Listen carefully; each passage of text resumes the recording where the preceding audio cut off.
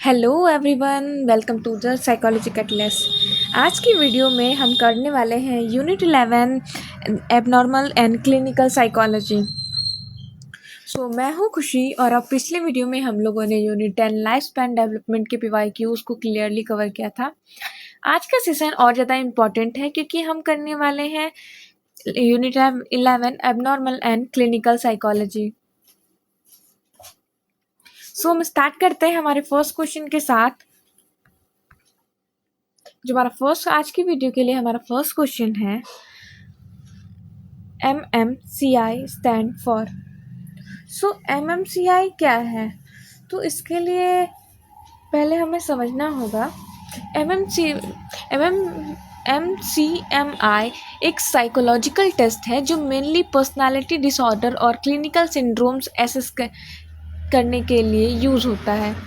इसे क्लिनिशियंस को यह समझने में हेल्प मिलती है कि पर्सन का पर्सनालिटी पैटर्न नॉर्मल है या डिसऑर्डर है।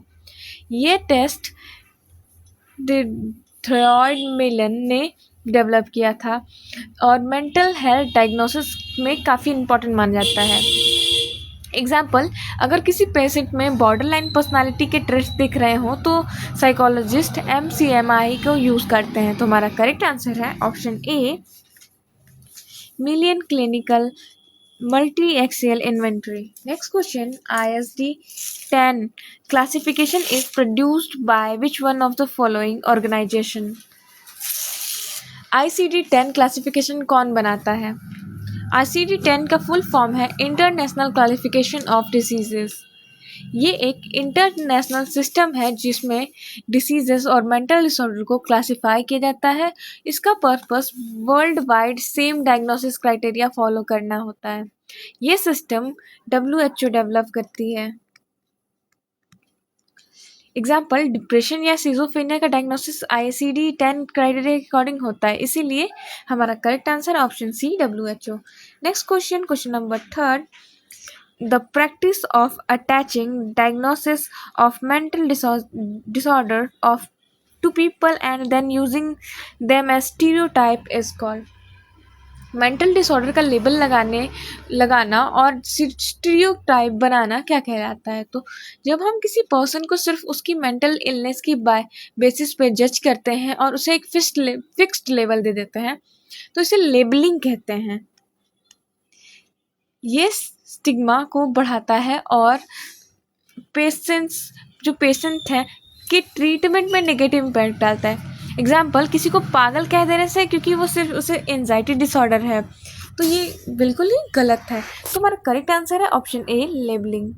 Next question number 4, presence of 2 और more disorder in same person is called. एक ही पर्सन में 2 या 2 से ज़्यादा डिसऑर्डर होने को क्या कहते हैं? तो जब किसी इंडिविजुअल में एक साथ 2 या ज़्यादा मेंटल डिसऑर्डर प्रेजेंट होते हैं तो उसे कोमॉर्बिडिटी कहते हैं। ये काफ़ी कॉमन है और ट्रीटमेंट को थोड़ा कॉम्प्लेक्स बना देता है। एग्जाम्पल, डिप्रेशन के साथ साथ एंजाइटी डिसऑर्डर होना। हमारा करेक्ट आंसर है option C, comorbidity. Next question, brain structure और फंक्शन का स्टडी कौन सा पर्सपेक्टिव करता है? जो approach brain nervous system, neurotransmitters और जेनेटिक्स पे फोकस करती है उसे बायोलॉजिकल पर्सपेक्टिव कहते हैं। इस व्यू के अकॉर्डिंग मेंटल डिसऑर्डर का रूट कॉज फिजिकल और बायोलॉजिकल होता है। एग्जाम्पल, स्क्रीजोफ्रेनिया को डोपामाइन इम्बैलेंस से एक्सप्लेन करना। हमारा करेक्ट आंसर है option C, biological perspective. Next question है question number 6, disorder for a short duration is called. Short duration के लिए डिसऑर्डर को क्या कहते हैं? तो जो मेंटल डिसऑर्डर शॉर्ट टाइम के लिए होते हैं और जल्दी रिकवर हो जाते हैं उन्हें एक्यूट डिसऑर्डर कहा जाता है। ये सडन स्टार्ट होते हैं और लिमिटेड पीरियड तक रहते हैं। एग्जाम्पल, एक्सीडेंट के बाद कुछ हफ्तों का स्ट्रेस रिएक्शन। उसका करेक्ट आंसर होगा option A, acute. Next question, when mental disorder are long in duration, they are known as। Long duration के मेंटल डिसऑर्डर को क्या कहते हैं? तो जो डिसऑर्डर लंबे समय तक चलते हैं और स्लो रिकवरी दिखाते हैं उन्हें क्रॉनिक डिसऑर्डर कहते हैं। ऐसे डिसऑर्डर कॉन्टिन्यूअस ट्रीटमेंट डिमांड करते हैं। एग्जाम्पल लॉन्ग टर्म डिप्रेशन या सिजोफ्रेनिया। तुम्हारा करेक्ट आंसर है option C, chronic. Next question है question number 8। According to ICD-10 the IQ range of 20 to 30 is considered as mental retardation. तो ICD-10 के according IQ 20 से 34 किस कैटेगरी में आता है? तो ICD-10 के क्लासिफिकेशन के हिसाब से IQ के बेसिस पर इंटेलेक्चुअल डिसेबिलिटी को क्लासीफाई किया जाता है। IQ 20 से 24 का मतलब होता है सीवियर इंटेलेक्चुअल लिमिटेशन, जैसे डेली फंक्शनिंग में ज़्यादा सपोर्ट चाहिए होता है। एग्जाम्पल पर्सन सेल्फ केयर में भी हेल्प लेता है। तो हमारा ऑप्शन का करेक्ट आंसर है जो कि C, severe. Next question.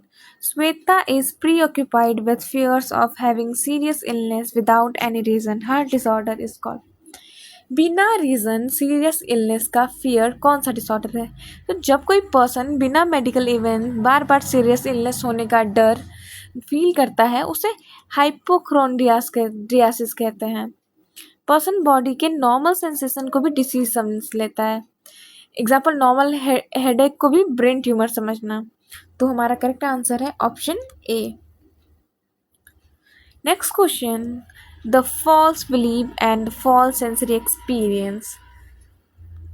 False belief और फॉल्स सेंसरी एक्सपीरियंस को क्या कहते हैं? तो डेल्यूजन का मतलब होता है फॉल्स बिलीफ जो लॉजिक से चेंज नहीं होता, और हेल्यूसिनेशन का मतलब होता है बिना स्टिमुलस के सेंसरी एक्सपीरियंस।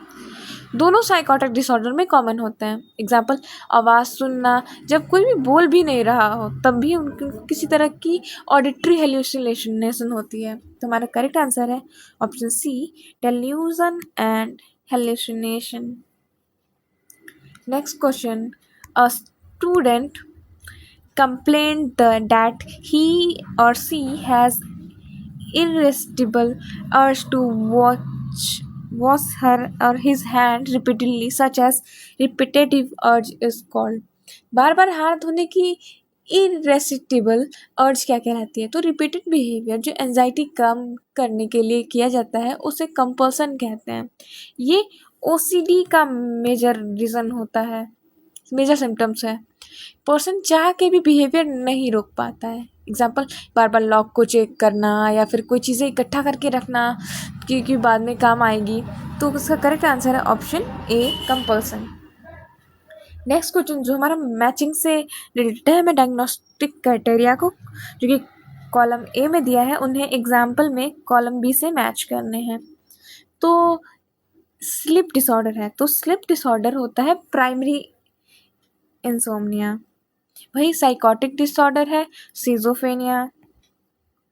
सोमैटोफॉर्म डिसऑर्डर, तो सोमैटोफॉर्म डिसऑर्डर कन्वर्जन से रिलेटेड है। वही एंजाइटी, ये पैनिक अटैक से रिलेटेड है। सो फर्स्ट स्लीप डिसऑर्डर ए का हमारा होना चाहिए करेक्ट आंसर। सेकंड तो हमारा डी एंड सी एलिमिनेट हो जाता है। नेक्स्ट साइकोटिक डिसऑर्डर 4 नंबर, तो हमारा बी भी एलिमिनेट हो गया। तो करेक्ट आंसर है ऑप्शन ए। यानी हमें सिर्फ 2 पता होने पे भी सारे आंसर करेक्टली हम लोग मार्क कर सकते हैं। तो हमारा करेक्ट आंसर है option A. Next question. Symptoms like intense sadness, lack of energy and feeling of hopelessness and despair to suggest about which psychological disorder? So, intense sadness, low energy, hopelessness किस disorder को show करता है? जब किसी person को लगातार उदासी, थकान, लाइफ में इंटरेस्ट का लॉस हो और फ्यूचर के लिए होपलेसनेस फील होते हैं तो ये डिप्रेशन का कोर सिम्टम होता है। इसमें डेली फंक्शनिंग भी अफेक्ट होता है। एंजाइटी या बाइपोलर में मूड पैटर्न अलग होता है। एग्जाम्पल रोज़ काम करने का मन ना होना और सब बेकार है ये सोचना। तुम्हारा करेक्ट आंसर है ऑप्शन डी, डिप्रेशन। की feature borderline personality disorder is. So DSM के क्लासिफिकेशन में severe intellectual disability, sorry question number 14 IQ range severe जो कि DSM-4 में है। DSM की क्लासिफिकेशन में सीवियर इंटेलेक्चुअल डिसेबिलिटी का मतलब होता है बहुत कम इंटेलेक्चुअल फंक्शनिंग जिसमें इंडिपेंडेंस लाइफ पॉसिबल नहीं होती। इस कैटेगरी को IQ 20 to 25 के बीच में रखते हैं, से नीचे की ओर होता है। एग्जाम्पल डेली एक्टिविटीज में भी फुल सपोर्ट चाहिए होता है। तुम्हारा करेक्ट आंसर है option B. Next question, the feature of borderline personality disorder. Borderline personality disorder के क्या फीचर्स होते हैं? तो BPD का सबसे इम्पोर्टेंट फीचर इंस्टेबिलिटी होता है इमोशन, रिलेशनशिप्स और सेल्फ इमेज में। पर्सन कभी कभी अटैच्ड और कभी कभी एक्सट्रीम रिजेक्टेड फील करता है। एग्जाम्पल, एक दिन किसी को आइडियल मानना, नेक्स्ट दिन बिल्कुल बेकार कह देना। तो हमारा करेक्ट आंसर है option B, instability. Next question, an irresistible urge to carry out a certain act or rituals। इसे हमने अभी कवर किया है, इसे आप कमेंट सेक्शन में मुझे बताएंगे इसका करेक्ट आंसर क्या है। Next question, which of the following is a type of selective serotonin reuptake inhibitors used as an anti depressant. Repeated act, ये तो हो हमारा प्रीवियस क्वेश्चन था, कौन सा SSRI एंटी डिप्रेसेंट है? तो SSRI ड्रग्स ब्रेन में सेरोटोनिन लेवल इंक्रीज करता है और डिप्रेशन के ट्रीटमेंट में यूज़ होता है। एक क्लासिक जो फ्लोजेक जो है, जिसको फ्लोसेक्टिन भी कहते हैं, एक क्लासिक SSRI है जो हमारा वही मेलाफ्रिन एंड प्रोजेक, जो ये दोनों हैं जो कि नहीं है, हमारा प्रोजेक ही क्लासिक है। Next question, question number 18, hysteria is characterised by. तो हिस्ट्रिया जिसे हम कन्वर्जन डिसऑर्डर भी कहते हैं, उसमें क्या होता है, पर्सन को फिजिकल सिम्टम दिखते हैं बिना किसी मेडिकल कॉज के। प्रॉब्लम साइकोलॉजिकल होती है, फिजिकल नहीं। एग्जाम्पल, स्ट्रेस के बाद अचानक चल ना पाना, मेडिकल टेस्ट नॉर्मल होने पर भी। तो हमारा करेक्ट आंसर है option C, physical symptoms without any physical bias. Next question, individual labelled as a psychopaths are suffering from. So psychopath label किस डिसऑर्डर से रिलेटेड है? तो साइकोपैथ टर्म अक्सर एंटी सोशल पर्सनालिटी डिसऑर्डर के लिए use होता है। इसमें लैक ऑफ गिल्ट, मैनिपुलेशन और रूल ब्रेकिंग बिहेवियर होता है। एग्जाम्पल, क्राइम करना बिना रिमोर्स फील किए। तुम्हारा करेक्ट आंसर है option B, anti social personality disorder. Next question है, Prozac usually used as an anti depressant drugs to belongs to. So Prozac serotonin के reuptake को ब्लॉक करता है, इसलिए ये सेलेक्टिव सेरोटोनिन रीअपटेक इनहिबिशन है। ये न्यूअर और सेफर क्लास में मानी जाती है। एग्जाम्पल, डिप्रेशन और OCD में SSRI, जो हमारा SSRI है, यूज होता है। तुम्हारा करेक्ट आंसर है option D, selective serotonin reuptake inhibitors. Next question, question number 21, hopelessness theory is an attempt to explain. Hopelessness theory के अकॉर्डिंग निगेटिव थिंकिंग और फ्यूचर के लिए प्रीमेसिव डिप्रेशन को जन्म देता है। ये कॉग्निटिव अप्रोच का पार्ट है। एग्जाम्पल, मेरे साथ कभी कुछ अच्छा नहीं होगा, ये सोचना।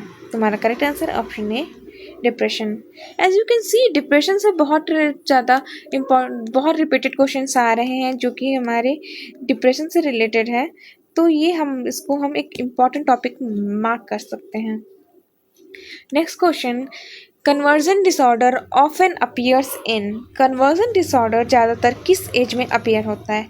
तो कन्वर्जन डिसऑर्डर अक्सर अडोलसेंस में स्टार्ट होता है, क्योंकि इस एज में इमोशनल स्ट्रेस और आइडेंटिटी कॉन्फ्लिक्ट ज़्यादा होती है।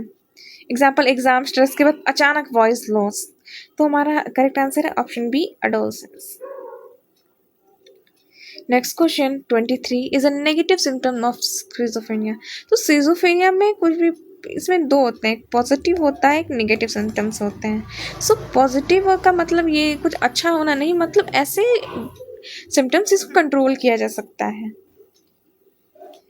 तो नेगेटिव सिम्टम्स का मतलब होता है नॉर्मल बिहेवियर का लॉस, सोशल विड्रॉल एक क्लासिक नेगेटिव सिम्टम है, जबकि हेलुसिनेशन पॉजिटिव है।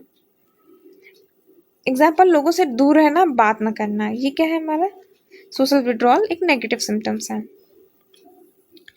Question number 24. One of the main difference between anorexia and bulimia is that anorexia. So anorexia and bulimia का मेन डिफरेंस क्या है? तो इनमें क्या होता है, एनोरेक्सिया में पर्सन ईटिंग नहीं करता, एक्सट्रीम डाइटिंग होती है। वही बुलिमिया जो है वो प्योर साइकिल होती है, इसलिए मेन डिफरेंस बिहेवियर का अब्सेंस है। तो एग्जाम्पल में समझे तो हम लोग एनोरेक्सिया में खाना ऑलमोस्ट अवॉइड करना होता है। तो हमारा करेक्ट आंसर है option A, never brings on food. आज के लिए last but not the least, what is the most widely known as mood disorder? तो सबसे वाइडली नोन मूड डिसऑर्डर कौन सा है? तो मूड डिसऑर्डर का सबसे कॉमन और वाइडली रिकग्नाइज्ड डिसऑर्डर डिप्रेशन है। ये दुनिया भर में मेंटल हेल्थ का मेजर इशू है। क्लिनिक एग्जांपल से समझे तो clinical depression global health concern है। तो हमारा करेक्ट आंसर है अगेन डिप्रेशन। सो आपको आज की वीडियो कैसी लगी मुझे कमेंट में ज़रूर बताना, और आपका अगर कोई डाउट हो या फिर कोई रिक्वेस्ट हो तो मुझे कमेंट में बताना। अगर आपके PYQ से आपने ये फील किया कि हाँ ये क्वेश्चंस मैं सॉल्व कर सकता हूँ या कर सकती हूँ, तो समझो प्रिपरेशन राइट डायरेक्शन में है। तो एबनॉर्मल एंड क्लिनिकल साइकोलॉजी के जो कि हम लोग पढ़ रहे हैं फिलहाल में, CUT-PG के लिए एक स्कोरिंग यूनिट भी है। वीडियो हेल्पफुल लगा हो तो लाइक करें और द साइकोलॉजी कैटलिस्ट को सब्सक्राइब करें, क्योंकि यहाँ PYQ रिपीट होते हैं नहीं, डोमिनेट होते हैं। नेक्स्ट वीडियो में मिलते हैं। Till then keep pursuing. Thank you.